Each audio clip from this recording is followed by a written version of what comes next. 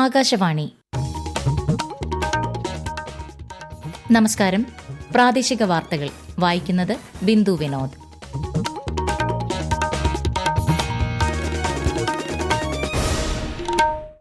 പ്രധാന വാർത്തകൾ. 16ാം കേരള നിയമസഭയുടെ 1ാം സമ്മേളനം നാളെ പുനരാരംഭിക്കും.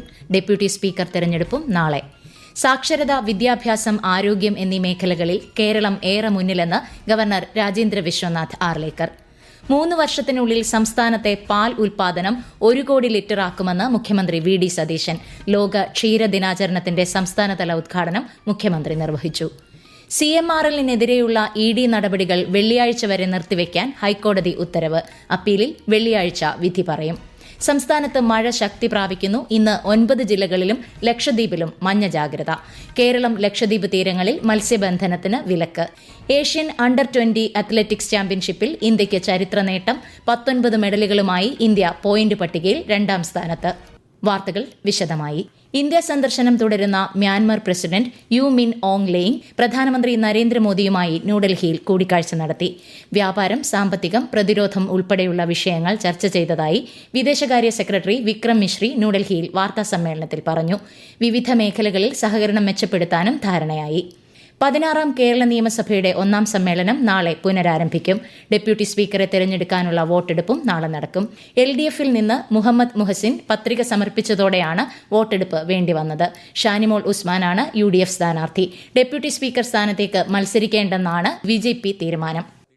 സാക്ഷരത, വിദ്യാഭ്യാസം, ആരോഗ്യം എന്നീ മേഖലകളിൽ കേരളം ഏറെ മുന്നിലാണെന്നും സംസ്ഥാനത്ത് നിന്നുമുള്ള നഴ്സുമാരുടെ സേവനങ്ങൾ ലോകമെമ്പാടും ശ്രദ്ധിക്കപ്പെടുന്നതായും ഗവർണർ രാജേന്ദ്ര വിശ്വനാഥ് ആർലേക്കർ. ഏകഭാരതം ശ്രേഷ്ഠ ഭാരതം പ്രചാരണത്തിന് കീഴിലെ യുവസംഗമത്തിന്റെ ഭാഗമായി IIM കോഴിക്കോട് ക്യാമ്പസിൽ നടന്ന പരിപാടിയിൽ ജമ്മുകശ്മീർ, ലഡാക്ക് എന്നിവിടങ്ങളിൽ നിന്നുള്ള യുവപ്രതിനിധികളുമായി സംവദിക്കുകയായിരുന്നു ഗവർണർ. 33 യുവപ്രതിനിധികളാണ് പരിപാടിയിൽ പങ്കെടുത്തത്. Kerala's speciality, literacy, education and healthcare. There are such things which should be there everywhere in our country. You must have seen how whole world is looking at Kerala in the matter of nursing. Why there is so much demand for Kerala nursing? Because of the behavior of the Kerala's nurses. They consider the patient the close relative of theirs. ऐसे बहुत सारी बातें हैं केरला से सीखने की. പ്രവേശനോത്സവത്തിന്റെ സംസ്ഥാനതല ഉദ്ഘാടനം തിരുവനന്തപുരത്ത് മുഖ്യമന്ത്രി വി ഡി സതീശൻ നിർവഹിച്ചു. രാജ്യത്തെ വിദ്യാഭ്യാസത്തിന്റെ പ്രധാന കേന്ദ്രങ്ങളിലൊന്നായി കേരളത്തെ മാറ്റുമെന്ന് മുഖ്യമന്ത്രി പറഞ്ഞു. സംസ്ഥാനത്തെ എല്ലാ വിദ്യാലയങ്ങളിലും പ്രവേശനോത്സവം സംഘടിപ്പിച്ചിരുന്നു. സംസ്ഥാനത്ത് അടുത്ത 3 വർഷത്തിനുള്ളിൽ പാൽ ഉൽപാദനം 1 കോടി ലിറ്ററായി വർദ്ധിപ്പിക്കുകയാണ് സർക്കാരിന്റെ ലക്ഷ്യമെന്ന് മുഖ്യമന്ത്രി വി ഡി സതീശൻ. തിരുവനന്തപുരത്ത് ജവഹർ സഹകരണ ഭവനിൽ ലോക ക്ഷീര ദിനാചരണത്തിന്റെ സംസ്ഥാനതല ഉദ്ഘാടനം നിർവഹിക്കുകയായിരുന്നു അദ്ദേഹം. പാൽ ഉൽപാദനം വർദ്ധിപ്പിക്കുന്നതിനൊപ്പം പാലിന്റെ മൂല്യവർദ്ധിത ഉൽപ്പന്നങ്ങൾ നിർമ്മിക്കുന്നതിനുള്ള സംരംഭങ്ങൾക്ക് സർക്കാർ പൂർണ്ണ പിന്തുണ നൽകുമെന്നും മുഖ്യമന്ത്രി പറഞ്ഞു. CMRLനെതിരെയുള്ള എൻഫോഴ്സ്മെന്റ് ഡയറക്ടറേറ്റ് നടപടികൾ വെള്ളിയാഴ്ച വരെ നിർത്തിവെക്കാൻ ഹൈക്കോടതി ഉത്തരവിട്ടു. CMRL സമർപ്പിച്ച അപ്പീലിൽ വാദം കേട്ട ശേഷമാണ് കോടതി നിർദ്ദേശം. അപ്പീലിൽ വിധി പറയുന്നതിനായി കേസ് വെള്ളിയാഴ്ചത്തേക്ക് മാറ്റി. കേന്ദ്രാവിഷ്കൃത പദ്ധതികൾ ജനങ്ങളിൽ എത്തിക്കാനുള്ള നടപടികൾ സംസ്ഥാന സർക്കാർ എത്രയും പെട്ടെന്ന് ആരംഭിക്കുമെന്ന് പ്രതീക്ഷിക്കുന്നതായി കേന്ദ്ര സഹമന്ത്രി സുരേഷ് ഗോപി. തൃശൂരിൽ കേന്ദ്രാവിഷ്കൃത പദ്ധതികളുടെ പുരോഗതി വിലയിരുത്തുന്നതിനുള്ള ദിശ അവലോകന യോഗത്തിൽ പങ്കെടുക്കുകയായിരുന്നു അദ്ദേഹം. PM ആവാസ് യോജന ഉൾപ്പെടെയുള്ള പദ്ധതികളുടെ കൃത്യമായ നിർവഹണം നടപ്പിലാക്കാൻ എല്ലാവിധ പിന്തുണയും ഉറപ്പു നൽകുന്നതായും അദ്ദേഹം പറഞ്ഞു. ഈ വാർത്തകൾ ആകാശവാണിയിൽ നിന്ന്. ആകാശവാണി വാർത്തകളും വാർത്താധിഷ്ഠിത പരിപാടികളും All India Radio News Thiruvananthapuram YouTube ചാനലിലും All India Radio News Thiruvananthapuram Facebook പേജിലും AR News_ തിരുവനന്തപുരം ഇൻസ്റ്റഗ്രാം അക്കൌണ്ടിലും AR News_TVM X ഹാൻഡിലും ലഭ്യമാണ്. സംസ്ഥാനത്ത് പൊതുജനങ്ങൾക്ക് വ്യക്തമാകുന്ന തരത്തിൽ ഫെൻസിംഗ് വിവരങ്ങൾ നൽകുന്നതിന് പോർട്ടൽ സ്ഥാപിക്കുമെന്ന് മന്ത്രി ഷിബു ബേബി ജോൺ. തൃശൂർ ആതിരപ്പള്ളിയിൽ ആനയുടെ ആക്രമണത്തിൽ കൊല്ലപ്പെട്ട മോഹനന്റെ വീട് സന്ദർശിച്ച ശേഷം സംസാരിക്കുകയായിരുന്നു മന്ത്രി. ആതിരപ്പള്ളിയിലെ കാട്ടാന ശല്യം ഒഴിവാക്കുന്നതിന് ട്രെഞ്ചിംഗ് സാധ്യത ഉൾപ്പെടെ പരിശോധിക്കുമെന്നും മന്ത്രി വ്യക്തമാക്കി.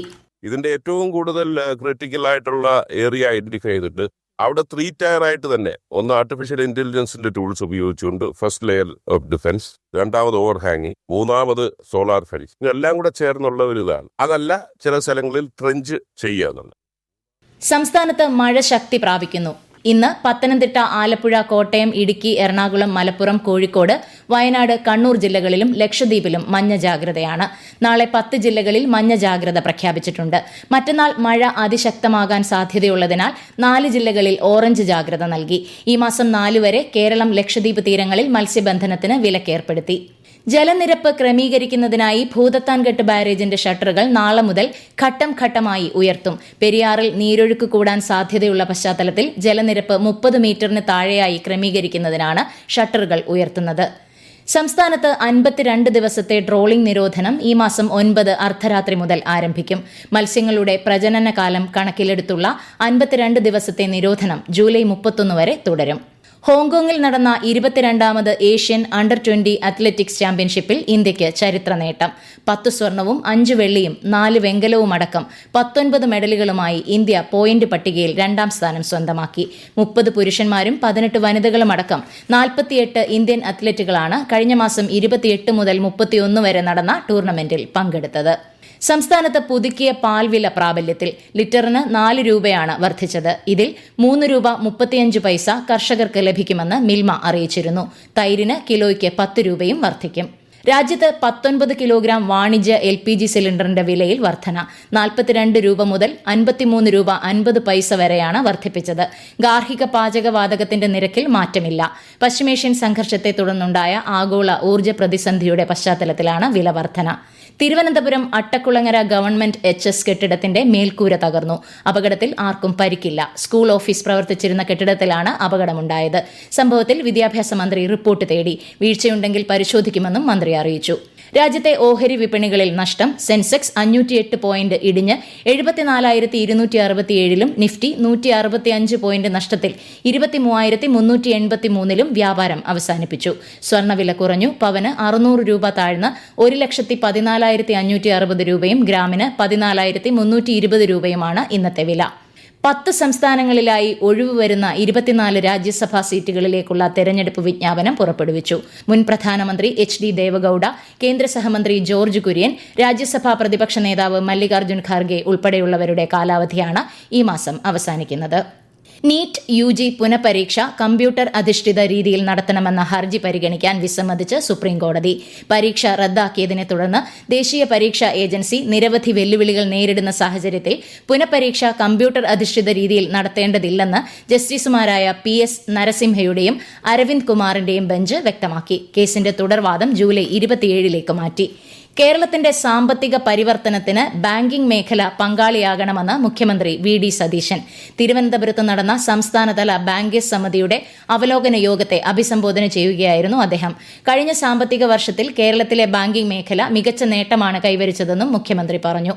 സംസ്ഥാന ആരോഗ്യ വകുപ്പിന്റെ തൃശൂർ ജില്ലാ പ്രാണിജന്യ രോഗനിയന്ത്രണ യൂണിറ്റ് നൽകിയ വാഹനത്തിന്റെ ഫ്ളാഗ് ഓഫ് കേന്ദ്ര സഹമന്ത്രി സുരേഷ് ഗോപി നിർവഹിച്ചു.